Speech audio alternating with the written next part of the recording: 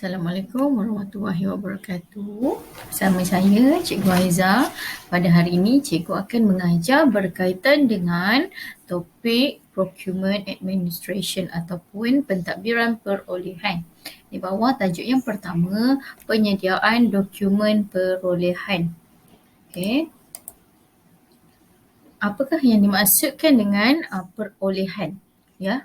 Okey, perolehan ialah suatu perbuatan untuk kita mendapatkan sesuatu atau membeli sesuatu barangan. Ia merangkumi penyediaan, pemprosesan, permintaan daripada individu sehinggalah barang ataupun perkhidmatan itu diterima. Okey, proses ini akan berakhir setelah memperolehi kelulusan untuk membuat pembayaran barangan tersebut. Okey, seterusnya kita lihat pula kepada macam mana ataupun apakah kaedah-kaedah yang boleh digunakan untuk memperolehi sesuatu barang ataupun perkhidmatan. Kita ada 6 kaedahnya.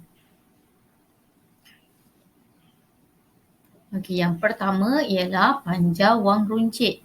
Okey, panja wang runcit ini adalah panja wang runcit pembelian terus melalui sebut harga, melalui tender, perolehan kerajaan melalui kontrak pusat dan juga pembelian secara darurat. Okey, kita tengok satu-satu. Susunan perolehan ini adalah berdasarkan kepada dia punya keuangan juga. Okey, kita tengok yang pertama, panjar wang runcit. Okey, panjar wang runcit adalah bagi pembelian perbelanjaan yang kecil sahaja dan kerap berlaku yang mana nilainya adalah di antara 100 sehingga 200 sahaja bergantung kepada SOP organisasi tersebut. Andai kata organisasi itu memang dia berskala besar, so panjang wang runcit dia mungkin nilainya 1,000 ke 2,000. Okay, dia bergantung kepada SOP organisasi dan jenis perniagaan. Okey. Biasanya kerana kewangan akan mengeluarkan sejumlah wang daripada bank untuk kegunaan panja wang runcit ataupun kegunaan wang secara harian lah. Okey, sistem panjar atau impress, kita panggil sebagai impress lah, merujuk kepada wang yang telah kita belanjakan untuk panja wang runcit harus digantikan semula untuk menjadi nilainya asal. Contoh kalau panja wang runcitnya adalah 100, apabila kita gunakan dah RM50, mungkin beli barang-barangan pejabat yang kecil-kecil, kita guna RM50. Jadi kita automatik kena tambahkan semula nilai tu menjadi 100 supaya panja wang runcit tu kekal nilainya. Okey, seterusnya ialah cara kaedah yang kedua pula ialah pembelian terus.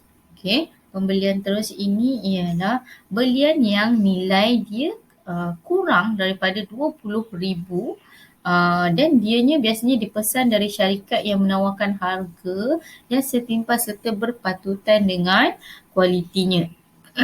Jika nilai pembelian perolehan ini melebihi RM10,000 tetapi dia masih dalam kurang daripada RM20,000, maksudnya antara RM10,000 sehingga RM20,000 dalam satu borang. Okey, dalam satu borang maka bakal pembekal barang dan perkhidmatan berkenaan mestilah berdaftar dengan Kementerian Keuangan wajib. Okey, kalau nilai dia 10 hingga RM20,000. Okey, kebiasaannya pembelian terus ini melebihi nilai dia mestilah melebihi antara 1,000 tapi kurang daripada RM20,000 mesti mempunyai 3 sebut harga. Okey, maksudnya pembelian terus ni boleh dibuat apabila harga tu kurang daripada RM20,000 tapi andai kata nilai barang pembelian itu daripada nilai 1,000 sehingga 20 kurang daripada RM20,000, biasanya kita memerlukan 3 sebut harga. Kenapa kita perlukan 3 sebut harga? Okey. 3 sebut harga itu adalah kerana supaya kita dapat memilih pembekal yang benar-benar memberi harga yang paling baik dengan kualiti yang terbaik. Okay? Kalau satu, kita tak ada pilihan. Kalau kita buat 3, kita boleh pilih yang mana satu menawarkan pilihan yang terbaik. Okay? Seterusnya ialah pembelian terus ini, cara dia adalah dilakukan oleh kerani keuangan dengan mengeluarkan LO. Okey, LO itu bermaksud borang pesanan tempatan, local order ataupun local purchase order, LPO. Okey. Dan LPO dan LO itu perlulah disahkan terlebih dahulu oleh pengetua sebelum diberi kepada pembekal. Okay. LO LPO ini hanya digunakan untuk urus niaga hutang sahaja. Setelah pembekal menerima LO itu, pembekal akan sediakan segala barangan berserta dengan invoice. Bila kita sebut pembelian secara hutang, dia akan melibatkan invoice lah. Invoice berkenaan akan invoice satu pengesahan akan dilakukan oleh pegawai yang bertanggungjawab menerima barangan tersebut.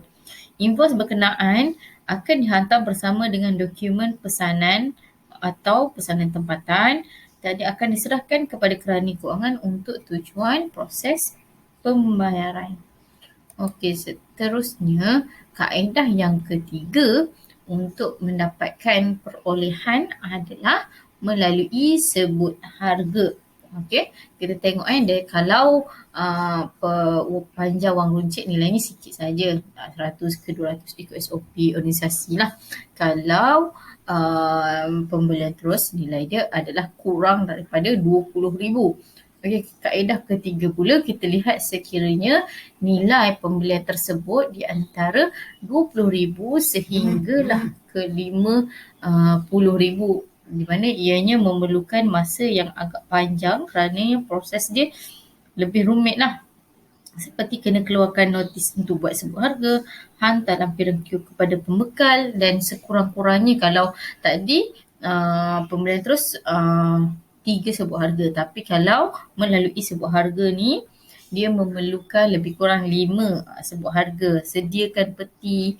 Okey, sebut harga dibuka oleh jawatan kuasa sebut harga yang terdiri daripada sekurang-kurangnya 2 orang, diluluskan oleh jawatan kuasa sebut harga sekurang-kurangnya 3 orang, salah seorangnya mestilah pengetua, memaklumkan setuju atau terima pembekal yang telah dipilih.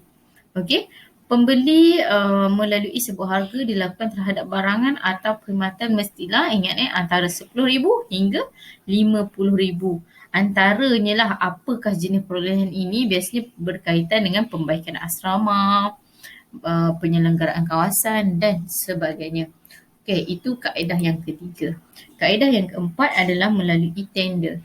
Nilainya melebihi 50,000, dia punya kaedah mesti keluarkan iklan dalam akhbar, diterima dalam bentuk sampul, dimasukkan dalam peti tender, dibuka jawatan kuasa pembuka tender, diluluskan oleh jawatan kuasa tender dan memaklum dan menandatangani, setuju terima oleh syarikat pembekal yang telah berjaya. Okey, kaedah yang kelima adalah melalui kontrak pusat. Kontrak pusat diuruskan oleh perbendaharaan dengan rasional pembelian secara banyak yang harganya murah. Melibatkan perolehan banyak bilangan unitnya seperti perabot, komputer desktop. Biasanya kontrak pusat dilakukan oleh Kementerian Pendidikan atau Jabatan Pendidikan Negeri, JPN, berdasarkan sebuah harga yang telah dipersetujui oleh pembekal dengan kerajaan. Kontrak pusat ni bermaksud dia lebih kepada pembelian sama sahaja benda tu, contohnya oleh meja. Semua sekolah sama. So kementerian yang akan buat pembelian tersebut. Yang terakhir ialah pembelian secara darurat. Dilakukan semasa kecemasan dengan andaian kelewatan akan menjejaskan kepentingan awam. Pengetua akan menghantar laporan kepada pegawai pengawal dalam tempoh sebulan untuk diajukan kepada Ketua SU Perbendaharaan. Contoh pembelian dia adalah kecemasan dan banjir. Okey, pembelian darurat ni maksudnya dia tak ada limit kos sebab dia adalah urgent. Okey, itu sahaja untuk subtopik pada hari ini. Assalamualaikum warahmatullahi wabarakatuh.